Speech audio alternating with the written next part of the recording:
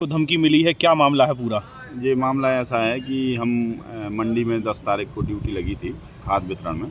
Duty करने के उपरांत हम अपने घर पर पहुंचे। घर में एक छोटा सा अपना शासकीय कार्य करने के लिए एक ऑफिस बनाए थे।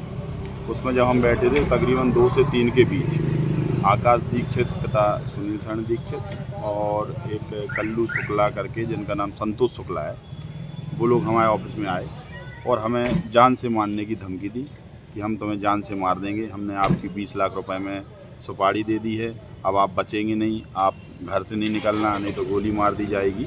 इस तरीके की उन्होंने हमें धमकी दी, क्योंकि उनके चाचा के द्वारा रिकॉर्ड सुधार का प्रकरण चल रहा है न्यायालय में। उसमें हमने एक रिकॉर्ड सुधार प्रकरण में प्रतिवेदन अपना प्रस्तुत किया था। उस प्रतिवेदन को वापस लेने के लिए वो दबाव बना रहे थे, क्योंकि वो उस ज़मीन को गलत तरीके से विक्रय करने की फिराक में थे, जिससे वो लोग बौखला गए और उन्होंने हमें जान से मारने उस ज़मीन की कीमत कितनी है जो ज़मीन बेचने की वो लगा?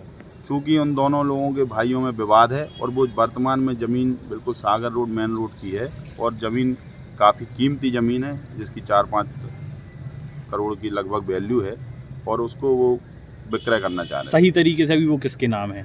सही जो कंप्यूटर अभिलेख है, कंप्यूटर अभिलेख में वो सुनील शरण के नाम दर्ज है, लेकिन चूँकि उनके भाई हैं सुनील शरण जी, उनके द्वारा रिकॉर्ड सुधार का आवेदन न्यायालय में श्रीमान अनुविभागीय अधिकारी महोदय के यहाँ लगा है और उनके हस्तलिखित रिकॉर्ड और उनके जो रजिस्ट्री है, जो माँ के द्वारा उनको गिफ्ट डीड में मिली है, वो रजिस्टर्ड गिफ्ट डीड उन्हीं सुनील शरण दीक्षित के नाम पर है, लेकिन वो कंप्यूटर में गलत दर्ज होने की वजह से वो विक्रय करने की कोशिश में थे, जिस पर रिकॉर्ड सुधार में हमने वो प्रतिवेदन पेश किया, इसलिए वो हमें इस प्रकार की जान से मारने की धमकी। कौन सी गैंग की धमकी? किसको सुपारी दी, क्या बताया उन्होंने? उन्होंने मतलब हमें गैंग का तो नहीं बताया, ना ही ये पता है कि वो नेता हैं क्या है, लेकिन चूँकि उनकी हमने ऐसा निकाली है कि वो मुख्तार अंसारी के साथ उनकी कहीं फ़ोटो है, कहीं इनके लड़कों के साथ, कहीं गैंगस्टरों के साथ फ़ोटो है, ये ऐसा है, तो हमें उससे डर है, इसलिए हमने उनकी FIR भी सिविल लाइन थाने में रात में 10 तारीख को लॉन्च करा दी। क्या फ़ोन पे भी धमकी मिली है? फ़ोन पे धमकी तो नहीं दी थी, लेकिन उन्होंने जिस दिन हमने प्रतिवेदन पेश किया था 28 तारीख को, तो 29 तारीख को उनका फ़ोन ज़रूर आया था